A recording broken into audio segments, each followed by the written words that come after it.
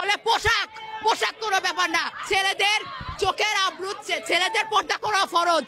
এই হাদিসটা আমার মনে হয় অনেক পুরুষের এটা শেখা উচিত। আমি সবসময় বলি যে যে সমস্ত মহিলারা বোরকা পড়তে চান না বা পর্দা করতে চান না, বোরকা বলে কোনো কথা না, পর্দা করতে চান না, হিজাব করতে চান না, তারা বাহিরে যখন খোলামেলা পোশাকে যান, সেজে গুজে যান, তাদেরকে অন্য পুরুষরা দেখে কি চিন্তা করে?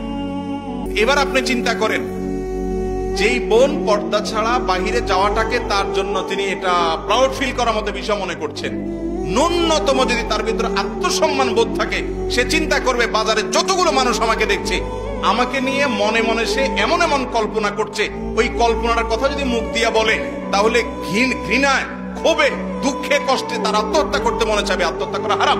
বুঝাইতে চাইলাম যে সে নিজেকে শেষ করে দিতে মনে চাইবে, এত জঘন্য খারাপ লাগবে তার কাছে। অথচ সেই মানুষটাই যখন দেখে বলে আপা অনেক সুন্দর লাগছে, ভাবি অনেক সুন্দর লাগছে, ওই মহিলা মিটমিট করে হেসে ওইটাকে অ্যাপ্রিসিয়েট নিচ্ছে, সেটাকে গ্রহণ করছে, সে জানে না যে ওই সুন্দর লাগা কথার যে বলছে তার মনে বাজে কল্পনা আসবে। যদি কখনো না আসে, হতে পারে প্রাইমারি লেভেলে কারোর মনে বাজে চিন্তা আসলো না, কিন্তু আসবে। যেখানে বাজে চিন্তা আসার সম্ভাবনা আছে, ওখানে নিজেকে সেভ করাটাই হলো বুদ্ধিমান মানুষ।